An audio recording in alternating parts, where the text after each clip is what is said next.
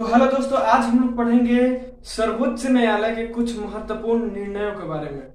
ये निर्णय UPSC, BPSC, ईपीपीएससी, GPSC या अदर जितने भी स्टेट पीसीएस होते हैं उनमें ये बहुत ज्यादा महत्वपूर्ण होता है। अगर आप ये डीडी बसु की किताब में मिलता है, लेकिन क्या होता है कि क्रम वाइज नहीं मिलता है, कहीं कहीं मिलता है। तो हम लोग अगर उसको याद करने के लिए एक जगह इकट्ठा करना पड़ता है, तब जाके याद हो पाता है और हम लोग बढ़िया से तुलनात्मक अध्ययन उसको कर पाते हैं। लेकिन इस वीडियो में हम कोशिश किए हैं कि सभी उन केसेस के बारे में एक ही जगह पे आपको बता दिया जाए। ठीक है, ये वनडे एग्जाम के लिए भी इम्पोर्टेंट है। कुछ महत्वपूर्ण निर्णय पूछ लिए जाते हैं कि ये निर्णय कब किस सन में लिया गया था, या अभी जैसे है प्रस्तावना संविधान का अंग है या नहीं है, ये वनडे एग्जाम में पूछ लिया जाता है।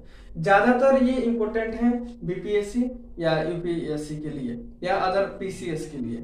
ठीक है, देखिए पहले अगर प्रस्तावना से हम लोग केसेस को याद करना शुरू करें तो प्रस्तावना से सबसे पहला केस आया था गोपालन बनाम मद्रास राज्य केस। 1950 में ही आ गया था, जबकि 1950 में ही हम जानते हैं कि संविधान लागू हुआ था। उसी टाइम पे ये 1950 में केस आया था। क्या कहा गया था? सर्वोच्च न्यायालय के अनुसार कहा गया था कि प्रस्तावना कुछ नहीं है, यानी संविधान का अंग नहीं है, प्रस्तावना है ही नहीं। देश चलेगा अनुच्छेद 21 के अनुसार, यानी अनुच्छेद 21 में दैहिक स्वतंत्रता का होता है अधिकार, उसके अनुसार देश चलेगा। प्रस्तावना याद रखिएगा, ये इंपॉर्टेंट है, प्रस्तावना संविधान का कुछ नहीं है। उसके बाद आया बेरुवरी का केस 1960 में, 10 साल के बाद। उसमें भी यही कहा गया था कि संविधान का भाग नहीं है, प्रस्तावना संविधान का भाग नहीं है, ना ही कोई संवैधानिक शक्ति रखता है। अब जब प्रस्तावना संविधान का भाग है ही नहीं तो 368 के तहत उसमें हम लोग संशोधन में नहीं कर सकते, क्योंकि 368 में ये लिखा हुआ है कि संविधान में संशोधन हो सकता है 368 के अनुसार। तो जब कोर्ट कह दिया कि ये संविधान का भाग ही नहीं है तो उसमें इसके अनुसार तो होगा नहीं संशोधन। ठीक, तो ये इससे बाहर चला गया। कहा गया कि सिर्फ संविधान निर्माताओं की सोच है, ये जो प्रस्तावना है वो ना तो संविधान का भाग है, ना कोई संवैधानिक शक्ति रखता है, और ना ही हम उसमें 368 के तहत संशोधन कर सकते हैं। ये सिर्फ और सिर्फ संविधान निर्माताओं की सोच है, बस। उसके बाद आया सबसे महत्वपूर्ण केशवानंद भारती मामला। एम लक्ष्मीकांत के बुक में ये दिया गया है और ये दिया गया है। बाकी ये दोनों का जिक्र नहीं है। ये आपको डीडी बसु के, ये इंपॉर्टेंट है, ऐसा नहीं है मैं खोला कर दिया हूँ, इंपॉर्टेंट है ऐसे, क्योंकि संविधान में ये सब डीडी बसु की किताब जो आप पढ़ते हो उसमें ये सब केस दिया रहता है बहुत ज्यादा।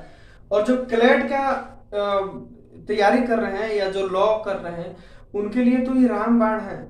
यही सब तो पढ़ाया जाएगा लॉ में कि कौन से केस में कौन सा क्या निर्णय लिया गया था।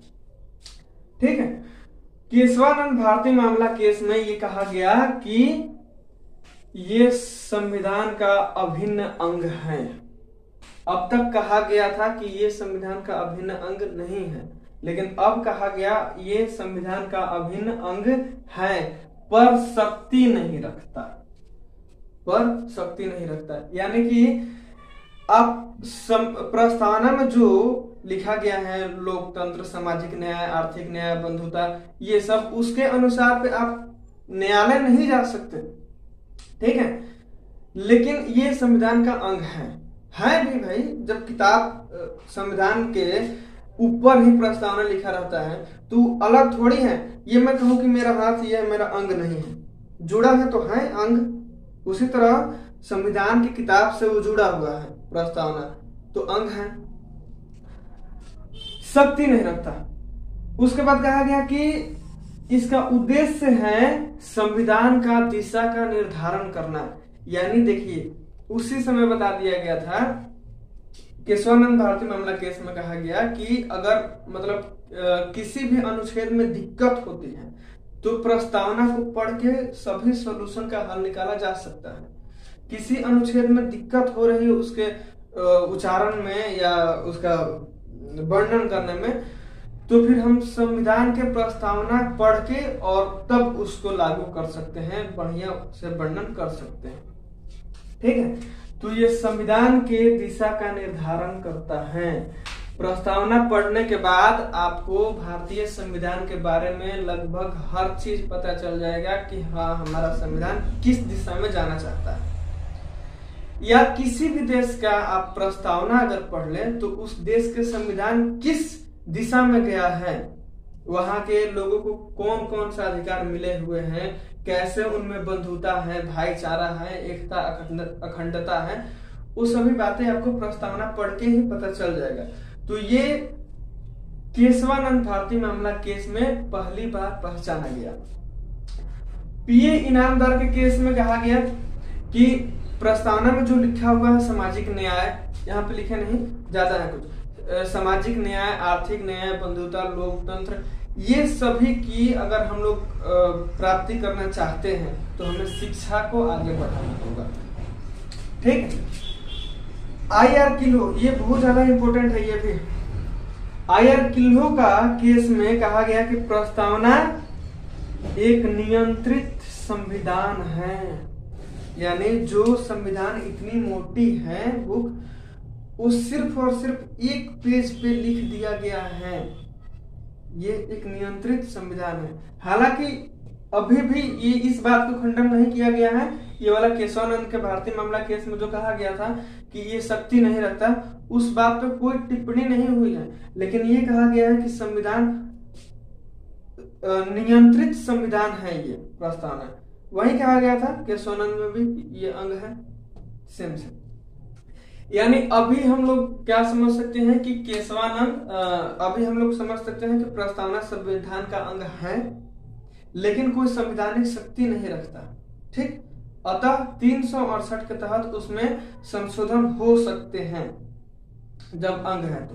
ठीक है, अब हम लोग पढ़ते हैं कि प्रस्तावना में जो समाजवाद, पंथ निरपेक्ष, लोकतंत्र, ये सब शब्द हैं, उस पे समय समय पे कौन कौन सा केस आया और न्यायपालिका ने क्या निर्णय दिया। देखिए अब क्या कहा इसने, समाजवाद में एक केस आया 1996 में, कहा कि समता मूलक उद्देश्यों के लिए लाया गया है। समाजवाद किस लिए लाया गया है, तो समता मूलक उद्देश्यों के लिए लाया गया है। दूसरा आया केस जीबी पंत कृषि एवं प्रौद्योगिकी विश्वविद्यालय बनाम भारत केस 2000 बनाम यूपी राज्य 2000 का केस आया।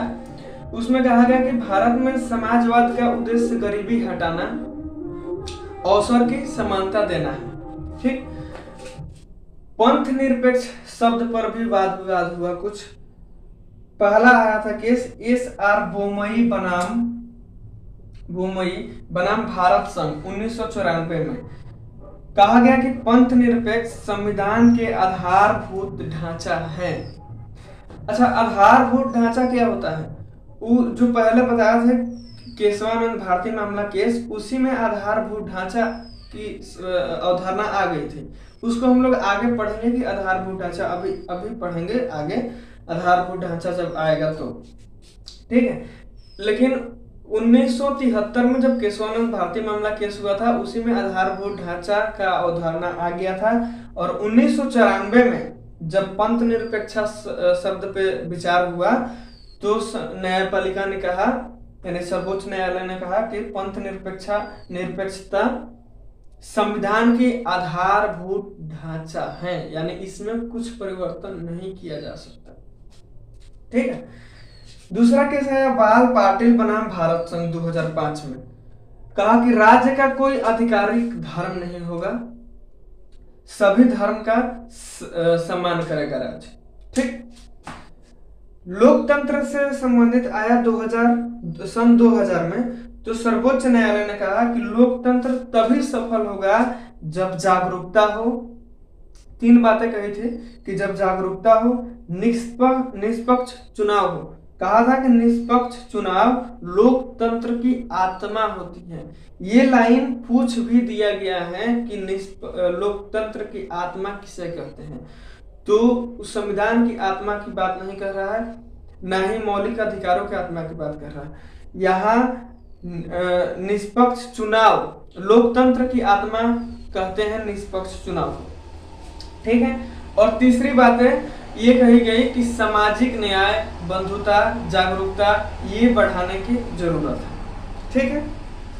तो आइए अब हम लोग मौलिक अधिकारों से जितने वाद विवाद हुए हैं, जितने केसेस हुए उसको जान लेते हैं।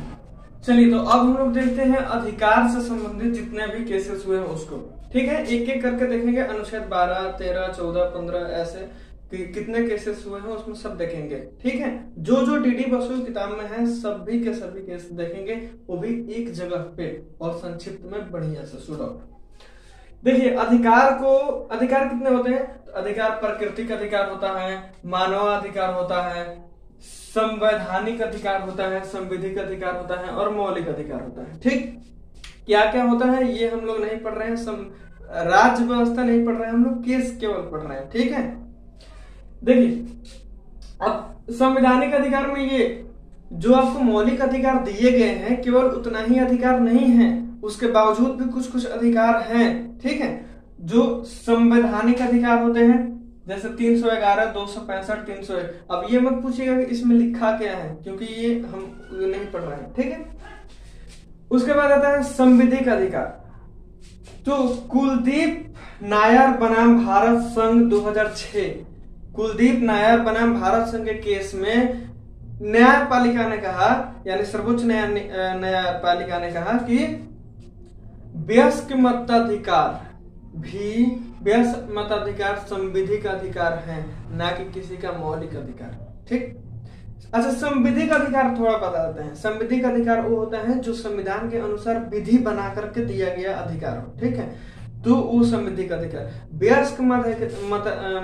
वयस्क मताधिकार संविधिक अधिकार है, क्योंकि इसमें कभी कभी संशोधन करके बढ़ाया घटाया जाता है, और ये संविधान में ये नहीं दिया गया है कि 21 साल के लोग हैं वोट देंगे, ठीक है। उसमें 18 वर्ष दिया गया था, बाद में ये लोग बढ़ा के 21 साल दिए, ठीक है, बढ़ा के, तो वो संविधिक अधिकार है। अच्छा, उसके बाद मौलिक अधिकार शुरू होता है। मौलिक अधिकार में आप लोग जानते हैं कि अनुच्छेद 12, 13, 14, 12 से शुरू होता है और 35 तक, ठीक। तो पूरा हम लोग पढ़ेंगे। अनुच्छेद 12 में राज्य की परिभाषा दी गई है। केवल लिखा गया है कि 5 चीजें, जो 5 चीजें लिखी गई है कि एक संसद, केंद्र, राज्य, ये स्थानीय सरकार, ये नहीं पढ़ रहे हैं, ठीक है, मतलब वो सब राज्य होगा 5 चीज। लेकिन फिर मामला फंसा कि और क्या क्या राज्य हो सकते हैं, और भी चीजें हैं क्या? आरबीआई राज्य है?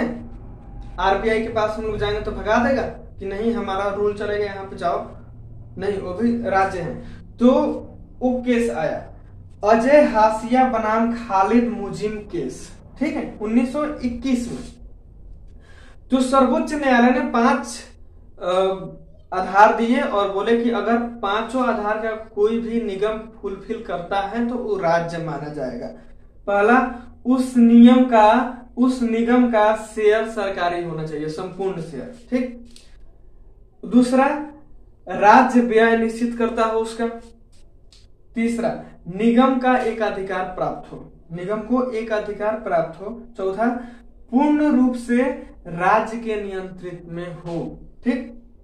उसके बाद संवैधानिक या सार्वजनिक या सरकारी कार्य करता हो, ठीक है। उस हिसाब से आरबीआई 5 को फुलफिल करता है, क्योंकि उसका पूरा शेयर सरकारी है, उसके व्यय सरकार तय करता है, सार्वजनिक कार्य भी करता है, सरकारी कार्य भी करता है, तो राज्य है। अब इस परिभाषा के अनुसार न्यायपालिका भी उसके अंडर में आ गया। यहां दिक्कत हो गया, न्यायपालिका जैसे उसके अंदर में आया, अब दिक्कत हो गया कि सरकार कहने लगी कि आप भी राज्य हो, यानी कि हमारे राज्य के अधीन रहोगे, यानी हम आपसे ऊपर हैं। यहां पे दिक्कत हो गया। तो अशोक दुर्रा के केस अशोक दुर्रा बनाम रूपा दुर्रा के केस में 2002 में न्यायपालिका ने कहा कि हम राज्य नहीं हैं, हमें संविधान में अलग से व्यवस्था की गई है कि ये विधियों की जांच करेंगे, संविधान की रक्षा करेंगे, मौलिक अधिकार की रक्षा करेंगे, तो हम लोग राज्य के दायरे में नहीं आते हैं, हम लोग आपसे तटस्थ हैं, ठीक कहा गया। लेकिन 2015 में जब कॉमन कॉज बनाम भारत संघ का केस आया तो न्यायपालिका के बहुत जज के पीठ बैठे और निर्णय लिए कि अगर न्यायपालिका प्रशासनिक कार्य करती है तो वो राज्य है, अगर न्यायालय का कार्य करती है यानी न्यायिक कार्य करती है तो वो राज्य नहीं है। प्रशासनिक कार्य के अंदर की मतलब उसके अंदर भी स्टाफ होते हैं, जैसे सुप्रीम कोर्ट के आप लोग जानते हो कि जो मुख्य जज होते हैं वही जजों का नियुक्ति करते हैं, जो हाई कोर्ट के जजों का भी वही नियुक्ति कराते हैं, मतलब मदद करते हैं, ठीक है, सलाह देते हैं। तो वहां पे वो राज्य हुए या अन्य प्रशासनिक कार्य जितने भी हैं वो का करता है न्यायालय तो राज्य कहलाएगा। अगर न्यायिक कार्य करता है, न्यायिक समीक्षा करता है तो वो राज्य नहीं होगा, ठीक है। तो ये रहे अनुच्छेद 12। अब देखते हैं हम लोग अनुच्छेद 13। देखिए अनुच्छेद 13 में एक केस आया 2011 में। न्यायपालिका ने कहा कि न्यायपालिका प्रावधानों के शब्द सह व्याख्या के से अलग संवैधानिक व्याख्या भी कर सकती है, यानी जिस तरीके से उसमें लिखा गया है उससे हट के जो संविधान की मूल उद्देश्य है, यानी समता, बंधुत्व, भाईचारा, सामाजिक न्याय, आर्थिक न्याय, इस दिशा में कर सकती है, ठीक है। अनुच्छेद 14 में एक केस आया ओमकार लाल बजाज बनाम भारत संघ का केस 2003 में। तो उसमें अच्छा अनुच्छेद 14 में क्या है, समानता का अधिकार आप लोग जानते हैं। कहा कि असामान्य लोगों के साथ यदि सामान्य व्यवहार किया जाए तो ये असंवैधानिक होगा, ठीक है। और उसके बाद हम लोग जानते हैं कि विधि के समान संरक्षक का नियम यूएसए से लेके अपनाया गया, ठीक। अनुच्छेद 15 में बालाजी बनाम मैसूर केस एक है 1962 में, ठीक है। कहा गया कि अनुच्छेद 15(4) के तहत आरक्षण की सीमा 50% रखी गई। अच्छा, अभी अपने देश में कितना आरक्षण दिया जाता है? ओबीसी को दिया जाता है 27%, एससी को दिया जाता है 14% और एसटी को दिया जाता है 7.5%, ठीक है। और अभी ईडब्ल्यूएस को 10% एक्स्ट्रा दिया जाता है, यानी ले देंगे मामला 50% के पार, तो ये असंवैधानिक है अभी इस निर्णय के तहत, ठीक है। ईडब्ल्यूएस वाला मामला अभी जांच में है, जो 2019 में दिया गया था, अभी न्यायपालिका का उस पर निर्णय आना बाकी है, ठीक है। अच्छा, अनुच्छेद 54(4) है क्या? तो पहला संविधान संशोधन 1951 के तहत लाया गया था और इसमें कहा गया था सामाजिक शैक्षणिक आधार पर आरक्षण दिया जाएगा, ठीक है। उसके बाद संसद रुका नहीं, 2005 में अनुच्छेद 15(5) ला दिया 93वां संविधान संशोधन से और कहा कि ये जो आरक्षण दिया गया है ये निजी पर भी लागू होगा सार्वजनिक के साथ साथ। अच्छा, सार्वजनिक तो आरक्षण दे सकती है लेकिन निजी कैसे देगी, लेकिन इसमें लाया गया कि निजी पर भी ये लागू होगा, ठीक है। तो दूसरा पीए ईमानदार केस 2005 में ही आया और उसमें सर्वोच्च न्यायालय ने कहा अनुच्छेद 54(4) यानी ये वाला केवल लोक संस्था पर ही लागू होगा, निजी पर नहीं, ठीक है। लेकिन 2018 में सुप्रीम कोर्ट ने कहा कि अनुच्छेद 54(4) और 15(5) दोनों संवैधानिक हैं, यानी ये सामाजिक शैक्षणिक आधार पे आरक्षण दिया जाएगा और दोनों पर मान्य होगा, सार्वजनिक और निजी दोनों पर, ठीक। देखिए अनुच्छेद 16 में जितने भी केस हुए उसको देखते हैं। मंडल आयोग केस हुआ एक, या उसी का कहेंगे इंदिरा साहनी बनाम भारत संघ का केस 1962 में। सर्वोच्च न्यायालय ने क्या कहा कि 27% आरक्षण संवैधानिक है, लेकिन 10% आरक्षण देने के बाद कह रहे हैं ईडब्ल्यूएस को, वो असंवैधानिक है। ठीक, आरक्षण केवल नियुक्तियों में होगा, पदोन्नति में नहीं। ओबीसी को जो आरक्षण दिया गया है उस पर एक संवैधानिक संस्था बनाई जाए ताकि जांच हो कि किसको आरक्षण दिया जाना चाहिए, किसको नहीं। ठीक, तो संसद ने एक समिति बनाया, रामानुजन समिति, ठीक बना, वो उसने अपना रिपोर्ट दिया 1993 में। ये कहा गया था 1992 में बना और 1993 में रिपोर्ट दिया और क्रीमी लेयर की पहचान की। ठीक, दूसरा आयोग बना राष्ट्रीय अन्य पिछड़ा वर्ग आयोग 1993। ठीक है, और इसने पूरी की पूरी बढ़िया से बातें बताई कि क्या करना चाहिए क्या नहीं करना चाहिए। ठीक, अब ये राज्य व्यवस्था पढ़ेंगे आप लोग, तो यहाँ हम लोग केस पढ़ रहे हैं। तो उसके बाद संसद ने लगातार इतने संशोधन कर दिए संविधान में, लगातार 1994 में 76वां संशोधन करके कहा कि 69% आरक्षण देंगे हम। संसद न्यायपालिका ने क्या कहा था कि 50% आरक्षण देना चाहिए, उससे ज्यादा नहीं, लेकिन इसने कहा संसद ने कि 69% आरक्षण देंगे।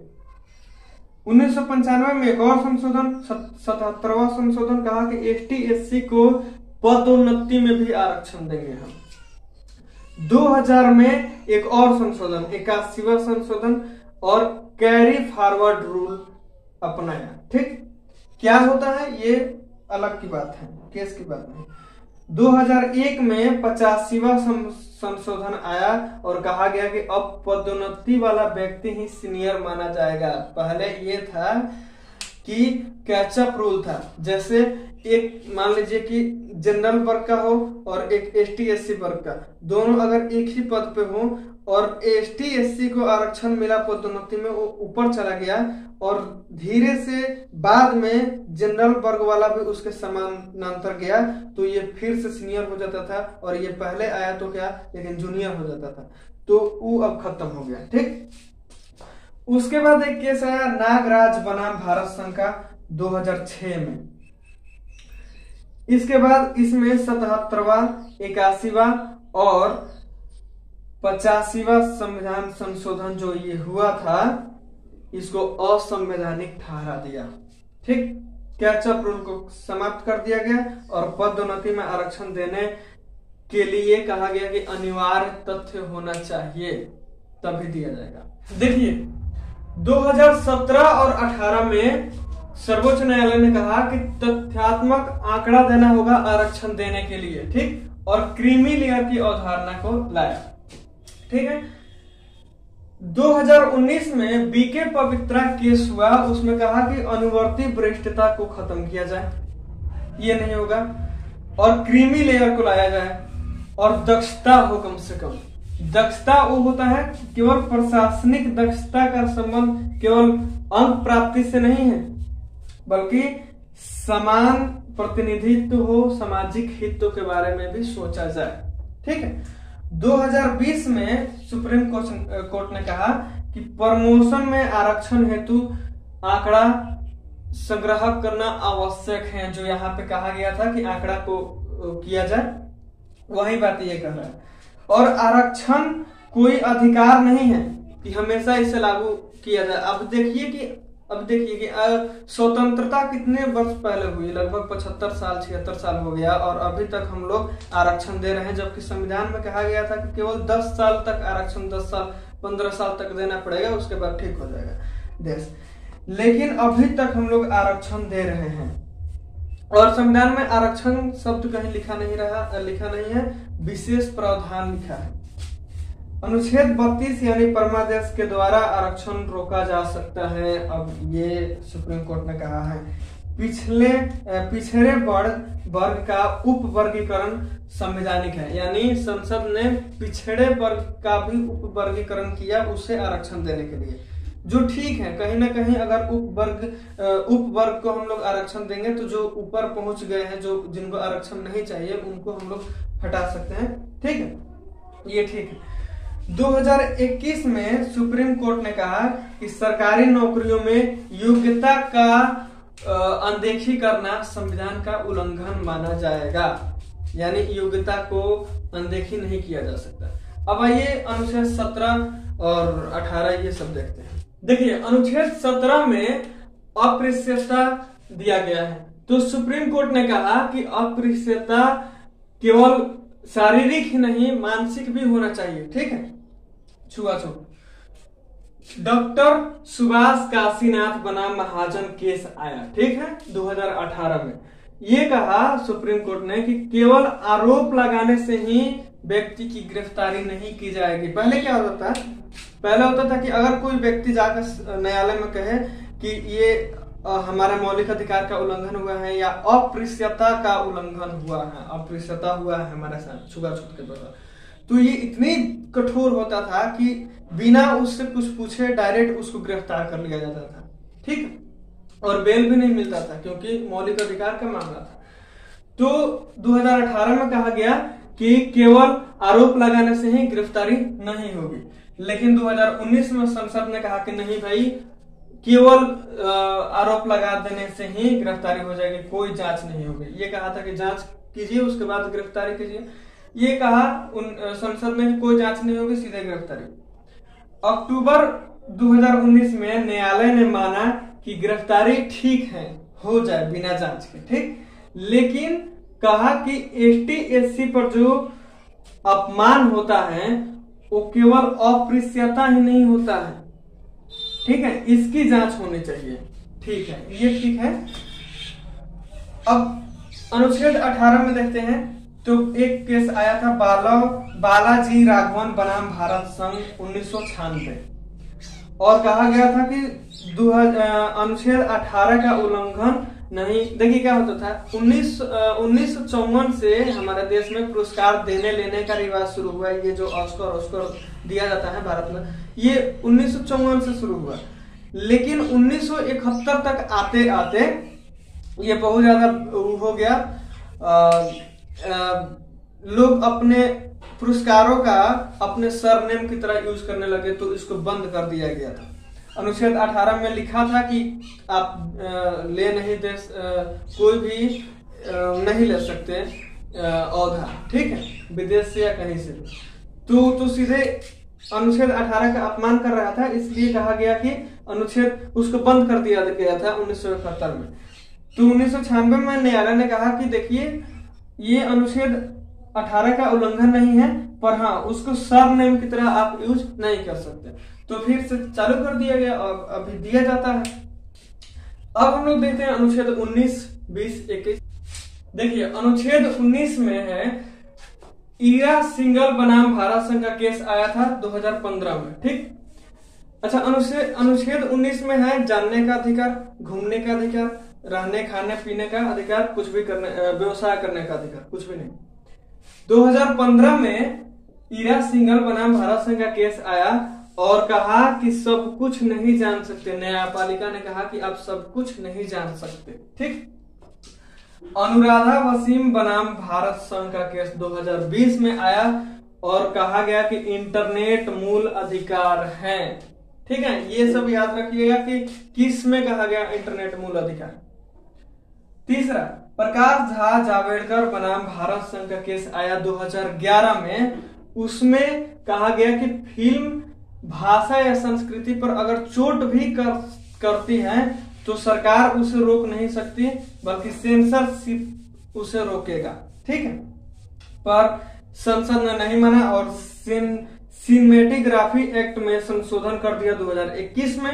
ठीक है, और कहा कि अगर फिल्म भाषा पर चोट करती है या संस्कृति पर चोट करती है तो उसे सरकार रोक सकती है, लेकिन न्यायपालिका ने कहा कि नहीं रोक सकते। ठीक है, पांचवा, न्यायालय निर्धारित आयु के जानवरों की हत्या की प्रतिषेध करता है।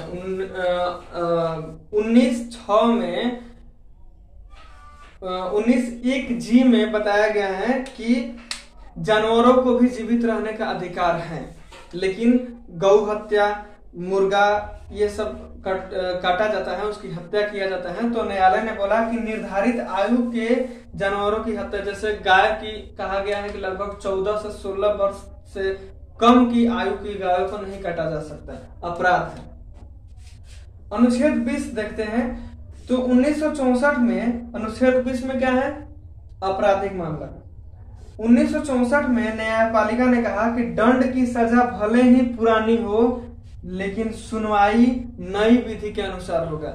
आपको मालूम है कि इसमें लिखा गया है कि जब व्यक्ति जिस टाइम पर जुर्म किया रहता है उस टाइम पर जो विधि होता है, जो कानून होता है, उसके अकॉर्डिंग ही उसको दंड दिया जाता है। तो इसने कहा कि दंड की सजा भले ही वो पुरानी वाली थी, लेकिन सुनवाई का जो प्रक्रिया है वो नई विधि से होगा। दूसरा, सेल्फी बनाम कर्नाटक राज्य 2010 में केस आया था। उसमें कहा गया कि किसी व्यक्ति को उससे अनुमति के बगैर नार्को टेस्ट या पॉलीग्राफी टेस्ट नहीं किया जा सकता। नार्को टेस्ट होता है वो झूठ समझो वाला, सच समझो टेस्ट होता है, वो नहीं किया जा सकता। अब देखिए अनुच्छेद 21 में जीवन जीने की स्वतंत्रता है, दैहिक स्वतंत्रता है। ठीक, तो दो केस ज्यादा इंपॉर्टेंट है। गोपालन बनाम मद्रास केस जो 1950 में आया था, इसमें कहा गया था एक गोपालन नाम के व्यक्ति थे जिनको घर में कैद करके रखा गया था और उनके साथ कोई शारीरिक दुर्व्यवहार नहीं किया गया।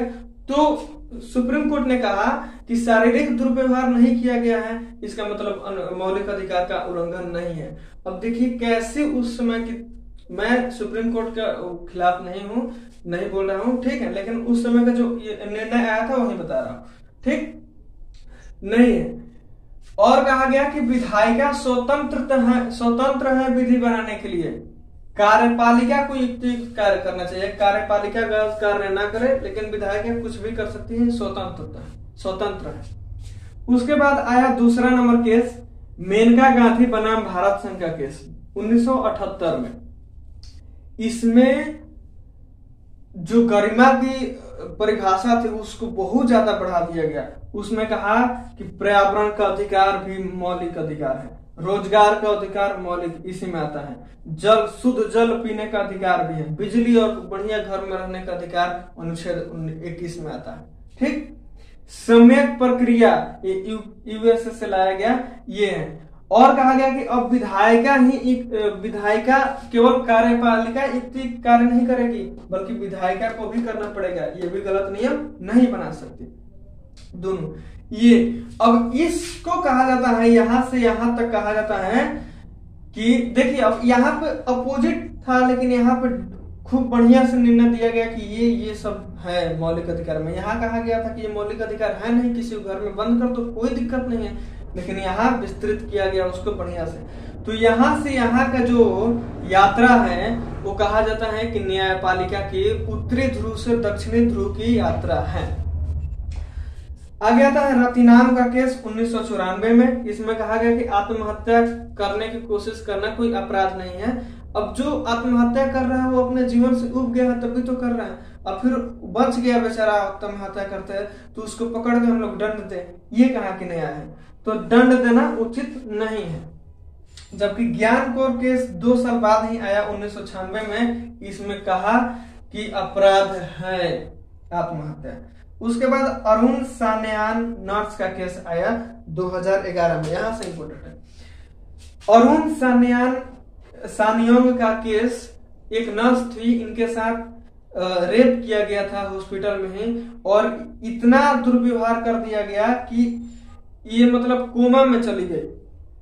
लगभग 1995-96 की बात है, ये कोमा में चली गई और 2011 में भी ये कोमा में थी। इसीलिए ये केस जो था सुप्रीम कोर्ट में गया और सुप्रीम कोर्ट ने कहा, उनसे मांगा गया कि सुप्रीम कोर्ट अगर कोई 30-35 साल से कोमा में है तो उसको मर जाना ही अच्छा है, तो क्यों ना हम लोग उसको जहर का सुई दे दें और मर जाए। ये अनुमति मांगी गई, लेकिन सुप्रीम कोर्ट ने कहा कि नहीं, मरने की अनुमति नहीं है हमारे देश में। तो 2017 में उनकी मौत हुई। ऐसे ही 2017 में जब मौत हुआ तब न्यायपालिका ने कहा कि आत्महत्या अपराध नहीं है, ठीक है, किया जा सकता है। उसके बाद कॉमन कॉज का केस आया 1918 में कि अगर जीने से अच्छा मरना उचित है तो उस समय राज्य उसे मरने की अनुमति देता है। लेकिन कब? हॉस्पिटल में, केवल हॉस्पिटल में आपको मरने की अनुमति देता है। इसको उदासीन यूथेनेसिया कहा गया। और उदासीन यूथेनेसिया और यूएस में है अधित्याग के सिद्धांत। उदासीन यूथेनेसिया होता है कि सब कुछ मांस, ऑक्सीजन ये सब हटा दिया जाएगा कि अब व्यक्ति मर ही जाएगा तो उसको हटा दिया जाएगा, बेचारा अपने आप मर जाता है धीरे धीरे। यूएसए में जो है अधित्याग का सिद्धांत, इसमें उसको जहर का सुई दिया जाता है जिससे वो व्यक्ति मर जाता है। तो देखिए अब अनुच्छेद 21 में निजता का अधिकार के साथ साथ दैहिक स्वतंत्रता भी होता है, भ्रमण का अधिकार भी होता है। वो हम लोग पढ़ चुके हैं, भ्रमण का अधिकार वाला जितने भी था। अब हम लोग दैहिक स्वतंत्रता से जितने भी केस हुए हैं उसको पढ़ते हैं। तो पहला था सतीश चंद्र बनाम MP शर्मा का केस 1954 में, या फिर खड़क सिंह बनाम यूपी केस 1962। इसमें क्या निर्णय लिया गया कि देश में किसी को भी गोपनीयता का अधिकार नहीं है और राज्य और सरकार जब चाहे तब किसी भी व्यक्ति पर निगरानी रख सकते हैं, ठीक। लेकिन पुट्टा स्वामी के केस में जो आधार केस था 2018 में कहा कि निजता का अधिकार है और राज्य किसी पे अनावश्यक नजर नहीं रख सकती, ठीक। कहा कि न्याय के वृक्ष का सिद्धांत दिया और कहा कि न्याय के वृक्ष में अगर न्याय ही ना हो तो फिर न्याय किस काम का, ठीक है। और कहा कि हाँ, कभी कभी इस अधिकार को राज्य द्वारा 3 आधारों पर नियंत्रित किया जा सकता है। वो आधार क्या क्या है? तो विधायिका के समर्थन से, उद्देश्य वैज्ञानिक हो और प्रतिबंध अनुपातिक हो, यानी सब कुछ नहीं बंद कर सकते, कुछ कुछ, ठीक है। अब ये अनुच्छेद 21A ये कब जोड़ा गया? 2002 में शिक्षा का अधिकार ला करके, ठीक है। सोहनी जैन के केस आया था, इसमें पहले कहा गया कि शिक्षा का अधिकार मौलिक अधिकार है, ठीक। जोड़ा गया अनुच्छेद 21A में शिक्षा का अधिकार। 2009 में निःशुल्क और अनिवार्य एक्ट, संसद ने निःशुल्क एंड अनिवार्य शिक्षा एक्ट बनाया। तो अविनाश मल्होत्रा का केस 2010 का आया। इसमें कहा न्यायपालिका ने कि शिक्षा में 3 बातें होनी चाहिए: सुरक्षित हो, गुणवत्तापूर्ण हो और ST SC को 25% आरक्षण दिया गया, ठीक है। अब आइए हम लोग अनुच्छेद 22, 23 ये सब देखिए। अनुच्छेद 22 में जो है हम जानते हैं एक केस आया था प्रज्ञा सिंह ठाकुर बनाम महाराष्ट्र राज्य के केस। इसमें कहा गया कि न्यायालय के आदेश से अगर गिरफ्तारी हुआ हो तो 24 घंटा वाला माने। इसमें क्या है? गिरफ्तारी से संबंधित है कि 24 घंटा के अंदर अंदर अगर किसी व्यक्ति के गिरफ्तार पुलिस करता है तो उसे मजिस्ट्रेट के सामने पेश किया जाना चाहिए, ठीक। लेकिन इसमें इस केस में न्यायालय ने कहा कि अगर न्यायपालिका के आदेश पे गिरफ्तारी हुआ हो तो उसे 24 घंटा के अंदर वाला लेके जाना मान्य नहीं होगा। अच्छा, इसमें ये भी है कि पुलिस जब किसी को अरेस्ट करेगी तो वर्दी उसका होना चाहिए, उस पर यहाँ पे नाम होना चाहिए। लेकिन न्यायपालिका के आदेश पे अगर गिरफ्तार कर रही है तो वर्दी की कोई जरूरत नहीं है, ऐसे भी कर सकते हैं, ठीक है। देखे हुए कभी कभी बिना वर्दी के भी अरेस्ट हो करने आती है पुलिस। उसके बाद है DK बसु बनाम भारत संघ का केस 1987। ये पहले था, ये बाद में है, ठीक है। इसमें कहा गया कि पुलिस अधिकारियों के अनैतिक व्यवहार गलत है, जो कि किसी को भी कस्टडी में लेते हैं तो करते हैं। हिरासत में अगर मौत किसी की हो जाती है तो उसके मौलिक अधिकार का उल्लंघन है। पूछताछ लिखित रूप में रिकॉर्ड किया जाना चाहिए, ये इसमें कहा गया था पहले, ठीक है, अभी भी लागू है। अच्छा, अनुच्छेद 25 देखते हैं। अब 23-24 में है नहीं कुछ। 25 देखते हैं कि स्टेनिस लॉ केस आया था एक 1977 में। इसमें कहा गया कि धर्म परिवर्तन, अच्छा ये शुरू से ही मुद्दा उठता आ रहा है कि धर्म परिवर्तन, अगर भारत धर्मनिरपेक्ष राज्य है, देश है, तो उसमें राज्य का मतलब देश ही होता है। बिहार राज्य यूपी राज्य नहीं। तो अगर भारत धर्मनिरपेक्ष है देश, तो उसमें धर्म परिवर्तन क्यों, किसी धर्म को धर्म परिवर्तन, धर्म छोड़ा क्यों जाता है कि इस धर्म से वो अगला वाला धर्म ज्यादा अच्छा है इसलिए। तो ये सवाल उठा था, लेकिन बाद में कहा गया कि व्यक्तियों की अपनी अपनी सोच है, किसी भी धर्म में जा सकते हैं, लेकिन वो धर्म परिवर्तन भय से, लोभ से या फिर धोखा से नहीं होना चाहिए। ये उसके बाद आया 2000 में सुप्रीम कोर्ट ने कहा कि शांति भंग करना अधिकार नहीं है किसी को भी, यानी कि लाउड स्पीकर या पटाखा जलाना धर्म का अंग नहीं है। अनुच्छेद 25 में धर्म का बात बताया जाता है, तो पटाखा जलाना या फिर लाउड स्पीकर ये धर्म का अंग नहीं है, इसे बंद किया जा सकता है। 2015 में सुप्रीम कोर्ट ने कहा कि कानून बनाकर समाज कल्याण के लिए हिंदू धर्म संस्थाओं में हस्तक्षेप किया जा सकता है, ठीक है। और अभी भी मुस्लिम धर्म शरीयत के हिसाब से चलता है, हिंदू धर्म में कुछ कुछ हस्तक्षेप हो रहा है ताकि अनुच्छेद 44 को लागू किया जाए, ठीक है। और मुस्लिम धर्म में भी अब सभी धर्मों में थोड़ा थोड़ी हस्तक्षेप कर रहे हैं, जैसे 3 तलाक को हटाया गया अभी, क्योंकि अब हम लोग अनुच्छेद 44 की तरफ आगे बढ़ रहे हैं। हो सकता है कि 40 साल में, 50 साल में पूर्ण रूप से अनुच्छेद 44 को लागू कर दिया जाए, लेकिन उसके पहले बहुत सी चुनौतियां हैं जिसका सामना हमें करना पड़ेगा और धीरे धीरे कहीं कदम बढ़ाना पड़ेगा। अब देखिए अनुच्छेद 26 में कहा गया कि पहला केस आया श्री रूढ़ मठ केस 1954 में। कहा गया कि संप्रदाय क्या होता है, तो कुछ लोग हो उसमें, संगठन हो और उसका कुछ नाम हो, जैसे बजरंग दल, शिवसेना, ठीक है। तो अब तो ये राजनीतिक दल भी बन गया है शिवसेना, लेकिन ये संप्रदाय, उसका उसमें कुछ लोग हो, संगठन हो और उसका कुछ नाम हो, ठीक। दूसरा केस आया दानिश पैरवी बनाम बिहार राज्य का केस। इसमें कहा गया कि गाय की हत्या करना धर्म का अंग नहीं है, अतः यह गैर कानूनी है, ठीक है। अनुच्छेद 27 में क्या कहा गया कि पहला केस आया जॉन वाला मट्टम बनाम भारत संघ का केस 2003 में। इसमें कहा गया कि दान देना परोपकार है, धर्म का अंग नहीं है। दूसरा, राज्य धर्म के नाम पे धार्मिक टैक्स नहीं लेगा और ना ही राज्य अपने राजस्व से किसी धार्मिक कार्य में पैसा खर्च करेगा, लेकिन राज्य ऐसा करता है कुछ धर्मों में सहायता, विशेष सहायता देने के लिए, जैसे हज में अभी पैसा दिया, जैसे कांवड़ यात्रियों में पैसा बंटवाया जा रहा है, फूल छिड़का जा रहा है उसमें, यानी खर्च किया जा रहा है। तो इस तरीके से कुछ है, लेकिन निर्णय है कि राज्य धार्मिक कार्य में राजस्व खर्चा नहीं करेगा। अब देखिए राष्ट्रीय अल्पसंख्यक आयोग और प्लस भारत सरकार याचिका दायर किए सुप्रीम कोर्ट में 2021 में। सुप्रीम कोर्ट ने कहा कि अनुच्छेद 46 के तहत राज्य अल्पसंख्यक के महिलाओं और बच्चों को शिक्षा में आर्थिक सहयोग दे सकता है, अल्पसंख्यकों को विशेष छूट दिया जाता है, ठीक है। और ये 27 और 14 का उल्लंघन नहीं होगा। अनुच्छेद 28 में कहा गया, पहला केस आया अरुणा राज बनाम भारत संघ का केस 2002 में।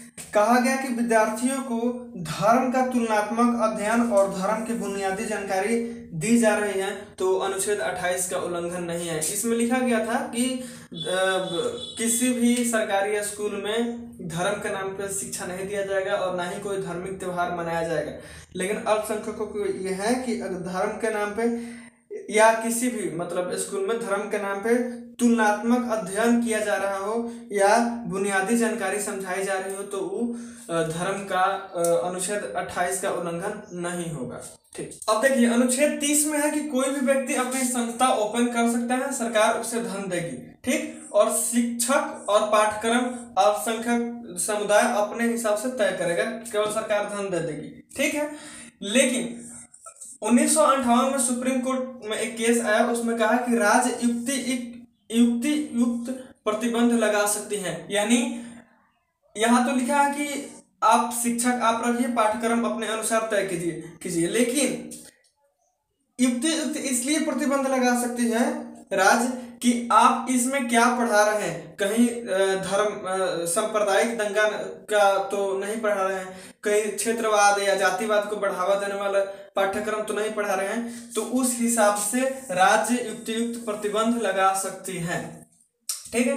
2012 में सुप्रीम कोर्ट ने कहा कि कोई भी आरक्षण एक्ट अल्पसंख्यक स्कूल पर लागू नहीं होगा। लगाया था, संसद ने आरक्षण एक्ट बनाया था जो बोला था कि हर जगह लागू होगा, लेकिन यहाँ पे आरक्षण एक्ट लागू नहीं होगा। अल्पसंख्यक अपने तरफ से चाहे तो स्टूडेंट की भर्ती कर सकते हैं और शिक्षकों की भर्ती कर सकते हैं, ठीक है। तो उसमें आरक्षण नहीं दिया जाएगा कि इतने परसेंट बच्चे यहाँ के इस जाति के होंगे, इतने परसेंटेज, ठीक है। आर्क बिशप चुनाव बनाम उड़ीसा राज्य का केस 2016 में आया।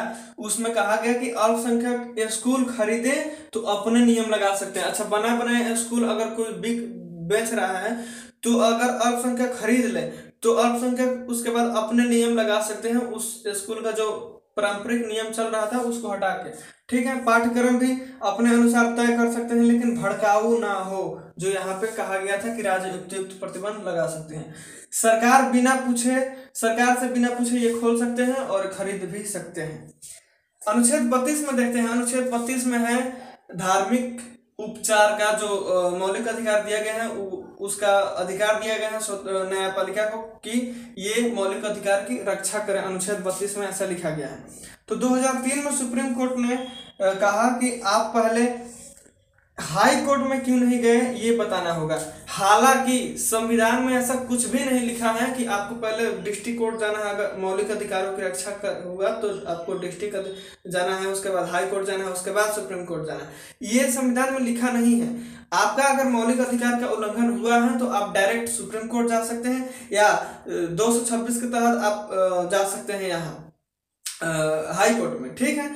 लेकिन ये केस में कहा गया कि आप पहले हाई कोर्ट क्यों नहीं गए, इसका आपको बताना पड़ेगा। आप आ सकते हो डायरेक्ट, लेकिन क्यों यहाँ पे नहीं गए ये बताना पड़ेगा, ठीक है। बंदी प्रत्यक्षीकरण का एक केस आया था 1983 में सुप्रीम कोर्ट, और 1921 में छत्तीसगढ़ हाई कोर्ट ने कहा था कि यदि किसी व्यक्ति को गलत तरीके से गलती से गिरफ्तार कर लिया गया है तो उसे क्षतिपूर्ति देना होगा, ठीक है। प्रतिषेध का एक केस आया था 2003 में। सुप्रीम कोर्ट ने कहा कि यह केवल विशिष्ट परिस्थितियों में जारी होगा, प्रतिषेध हर समय नहीं होगा जारी। अनुच्छेद 33 में अब जानते हैं कि मार्शल लॉ एक्ट की बात की सेना वाला लगाने की बात होता है, तो उसमें 1987 और 1991 में सुप्रीम कोर्ट ने कहा कि यदि मार्शल लॉ के द्वारा किसी व्यक्ति को ज्यादा अपराध का दंड बहुत ज्यादा दे दिया जाए तो न्यायपालिका 136 के तहत उसमें हस्तक्षेप कर सकती है, ठीक है। अब देखते हैं हम लोग, यहाँ मौलिक अधिकार खत्म हो गया। अब देखते हैं हम लोग डीपीएसपी वाला, ठीक है। उसके बाद मूल कर्तव्य देखें। अब देखिए डीपीएसपी से कोई केस नहीं होता क्योंकि उसको न्यायालय में चुनौती नहीं दिया जा सकता, लेकिन डीपीएसपी और फंडामेंटल राइट में कभी कभी तुलना हुआ है कि कौन ज्यादा शक्तिशाली है, ठीक। तो उसका केस देखते हैं हम लोग। चंपक दुराई राजन बनाम मद्रास राज्य का केस आया था 1951 में। उसमें कहा गया कि अनुच्छेद 29(2) के आधार पर मौलिक अधिकार डीपीएसपी से ऊपर नहीं हो सकता, यानी मौलिक अधिकार डीपीएसपी से ऊपर नहीं है, डीपीएसपी को ऊपर बताया गया, ठीक। तो संसद ने संशोधित कर दिया, फिर डीपीएसपी महान है तो भाई हम महान है संसद, तो संशोधन करके 31A और 31B शामिल कर लिया और 1900 शामिल किया और अनुच्छेद 14, 19 और 31 को प्रभावित कर दिया, ठीक है। इसे सुप्रीम कोर्ट ने भी संवैधानिक ठहराया। केरल शिक्षा विधेयक 1958 आया था, उसमें सुप्रीम कोर्ट ने कहा कि फंडामेंटल राइट जो है एंड डीपीएसपी के बीच कोई विरोधाभास नहीं है, बल्कि सौहार्दपूर्ण संबंध है, दोनों बराबर, ठीक। केशवानंद भारती मामला केस में फंडामेंटल राइट एंड डीपीएसपी में कोई विरोधाभास नहीं है, ये दोनों मिलकर संविधान के अंतर आत्मा बनते हैं। इसमें कहा गया, ये मालूम है आप लोगों को क्यों हुआ था केशवानंद भारती मामला? इनका जमीन, केशवानंद जी का जमीन लिया जा रहा था राज्य के द्वारा, तो ये पहुंच गए थे क्योंकि संपत्ति का अधिकार मौलिक अधिकार है। तो बताया गया कि इसमें और इसमें कोई अंतर नहीं है, दोनों बराबर है। अब मिनर्वा मिल केस आया था 1980 में। कहा कि फंडामेंटल राइट जो है साधन है, मौलिक अधिकार साधन है, अंतिम लक्ष्य डीपीएसपी है, यानी यहाँ पे फंडामेंटल राइट से ऊपर बताया गया डीपीएसपी को, ठीक है। अनुच्छेद 44 में देखते हैं हम लोग। अनुच्छेद 44 जो है यूनिफॉर्म सिविल कोड का है। इसमें 2017 में एक सायरा बानो का केस आया था, 3 तलाक खत्म हुआ, जानते हैं हम लोग। अनुच्छेद 19 और 21 2019 और 2021 में सुप्रीम कोर्ट और हाई कोर्ट ने कहा कि यूसीसी लागू करने पर बल दिया जाना चाहिए, यानी यूनिफॉर्म सिविल कोड लागू करने पर बल दिया जाना चाहिए। लेकिन 2017 में ही हमारे देश के विधायी आयोग जो है वो कह दिया था कि यूसीसी ठीक नहीं है, अभी इसे लागू नहीं किया जाना चाहिए, ये कभी के लिए इसे लागू नहीं किया जाना चाहिए, देश में बहुत ज्यादा चुनौतियां हैं। ठीक, तो अब हम लोग बहुत ही कुछ इंपॉर्टेंट देख लेते हैं केस, उसके बाद खत्म करें। तो चलिए अब हम लोग देखते हैं संविधान संशोधन और आधारभूत ढांचा। आधारभूत ढांचा की उदाहरण आई, उसके बाद कौन कौन सा केस हुआ वो देखते हैं। कामेश्वर सिंह बनाम, उसकी पृष्ठभूमि देखिए, कामेश्वर सिंह बनाम बिहार राज्य के केस में 1950 में कहा कि फंडामेंटल राइट में संशोधन नहीं हो सकता, अतः 13(2) बड़ा है 368 से। 368 के अनुसार ही तो संशोधन होता है। कहा गया कि 368 से बड़ा है 13(2), इसमें संशोधन नहीं हो सकता। तो संसद की प्रतिक्रिया देखिए, संसद ने पहला संशोधन कर दिया और 13(1) और 31(1) और 31(b) बी को प्रभावित कर दिया। ठीक है। शंकरी प्रसाद बनाम भारत संघ 1951, ये 50-51, कहा कि संशोधन उचित है, संवैधानिक है। ये वाला संशोधन जो किया है संसद ने उचित है, संवैधानिक है। 368 बड़ा है 13(2) से, यानी यहाँ जो निर्णय था वो संसद के पक्ष में चला गया। तो संसद फिर रुकने वाला कहाँ था, फिर संशोधन कर दिया, चौथा संशोधन और 17वां संशोधन तक पहुंचा दिया। 31(1) में संशोधन कर दिया और 17वां 9वीं अनुसूची में कर दिया। उसके बाद गोलकनाथ बनाम पंजाब राज्य का केस आया 1964 में। ठीक है, उसमें कहा गया कि पूर्व सभी संशोधन और निर्णय को चुनौती दी गई। 11 जज की पीठ बैठा और 6-5 से निर्णय लिया गया। कहा गया कि फंडामेंटल राइट में संशोधन संभव नहीं है। ये देखिए, यहां से यहां और यहां, ये दोनों सेम, ये दोनों अलग। इसमें भी कहा गया था कि इसमें संशोधन नहीं किया जा सकता है, इसमें भी कहा गया कि संशोधन इसमें नहीं कर सकते। 368 संशोधन की शक्ति नहीं देता है बल्कि संशोधन की प्रक्रिया बताता है। यहाँ 368 पर भी सवाल उठ गया। ठीक, उसके बाद कहा कि अगर छोटा मोटा संशोधन करना ही है तो संसद नहीं कर सकती, क्योंकि संसद ना तो संविधान लिखी थी और ना ही इसमें है कि संसद कर सकती है। संसद क्या करेगी, संविधान सभा बनाएगी, वो संविधान सभा छोटा मोटा संशोधन करेगा। संशोधन का मतलब बड़ा बदलाव नहीं होता है, छोटा मोटा संशोधन होता है। ठीक, तो यहाँ पर संभावित अधिकारोहण का सिद्धांत यूएसए से ला करके दिया गया। ठीक, लेकिन संसद रुकने वाली कहा था, उसने 24वां और 25वां 29वां संशोधन कर दिया। यहाँ पे कहा गया था कि नहीं करना है, इसने कर दिया संशोधन। इस बार फंडामेंटल राइट में संशोधन कर दिया गया कि हम लोग कर सकते हैं, मौलिक अधिकार में भी रक्षा संशोधन कर सकते हैं। 25वां संशोधन करके संपत्ति का अधिकार। अब देखिए, केशवानंद भारती मामला केस में 1971 में कहा कि 24वां, 25वां, 29वां जो संशोधन है वो ठीक है। गोलकनाथ के निर्णय, जो गोलकनाथ निर्णय के बाद लिया गया था, तो कहा कि ये ठीक है, लेकिन गोलकनाथ केस के सभी निर्णय पूर्णतः सही नहीं है। 1968 बड़ा है 13(2) से। तो देखिए, प्यार से मतलब मारना जिसको कहते हैं वही हो रहा है। यहाँ पे कहा गया कि ये सब ठीक है, ये निर्णय बहुत अच्छा नहीं लिया गया है। ठीक, ये बड़ा है यहाँ से। 13 जज की पीठ बैठा था और 7-6 से निर्णय लिया गया। कहा गया कि संशोधन हो सकता है, फंडामेंटल राइट में भी और प्रस्तावना में भी, कहीं भी संशोधन हो सकता है, पर आधारभूत ढांचा नहीं बदल सकती। प्यार से मारना किसे कहते हैं, ये होता है। सब कुछ कहा ठीक है, तुम लोग कुछ भी कर सकते हो, संसद कुछ भी कर सकते हो तुम, लेकिन आधारभूत ढांचा नहीं बदलेगी, यानी निहित सीमा का सिद्धांत दे दिया। लेकिन संसद इस पर भी चुप नहीं बैठने वाला था। संसद ने 42वां संविधान संशोधन करके और मिनी संशोधन इसको कहा जाता है। सब कुछ लगभग संविधान के हर चीज में संशोधन कर दिया, प्रस्तावना में भी संशोधन कर दिया, सब कुछ में 368 में संशोधन करके 368 4 और 5 ला दिया, और इसके तहत हो गया कि कहीं भी संशोधन कर सकती हैं। और कहा गया इसमें कि अगर कोई भी संशोधन किया जाए तो उस पर उसको न्यायपालिका में चुनौती नहीं दिया जा सकता, यानी संशोधन को पूर्णतः न्यायालय से दूर कर दिया गया।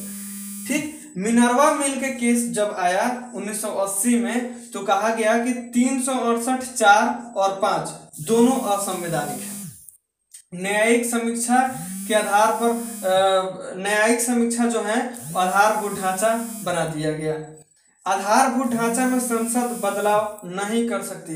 कोई भी संशोधन की जांच आधारभूत ढांचा के नाम पर न्यायपालिका अब कर सकती है। जी हाँ, कोई भी संशोधन हो उसको आधारभूत ढांचा करके न्यायपालिका जांच कर सकते हैं। यहाँ पर आया था सबसे पहले आधारभूत ढांचा का सिद्धांत, ठीक है, कर सकते हैं, यानी न्यायिक सक्रियतावाद का सिद्धांत आया।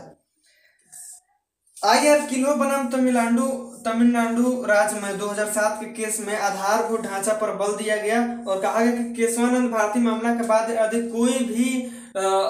कोई भी संशोधन को नवीं अनुसूची में जोड़ा जाता है, कोई भी प्रावधान को नवीं अनुसूची में जोड़ा जाता है, तो न्यायालय उसकी पूर्णतः जांच करेगी 14, 19 और 21 के संदर्भ में, ठीक है।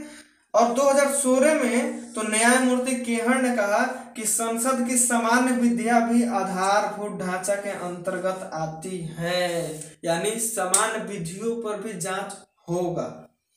इसको सुभाष कश्यप और अरुण जेटली जो रक्षा मंत्री थे, उन्होंने कहा कि ये संसद के अधिकार में नहीं आता है। न्यायिक सक्रियतावाद थोड़ी सी ठीक है, लेकिन बहुत ज्यादा ठीक नहीं है, क्योंकि विधि बनाने का जो हक है वो केवल संसद को है, न्यायपालिका को नहीं। तो ये कहकर उन्होंने आलोचना भी किया था। ये रहा हमारा पूरा का पूरा केस, ठीक है। अब इससे ज्यादा केस नहीं है, उनके बुक में भी इतना बहुत ज्यादा है, काफी है और पर्याप्त है, पूरा का पूरा केस है। आई होप कि ये सब अच्छा लगा होगा आपको, और अच्छा लगे तो लाइक कीजिए, सब्सक्राइब कीजिए।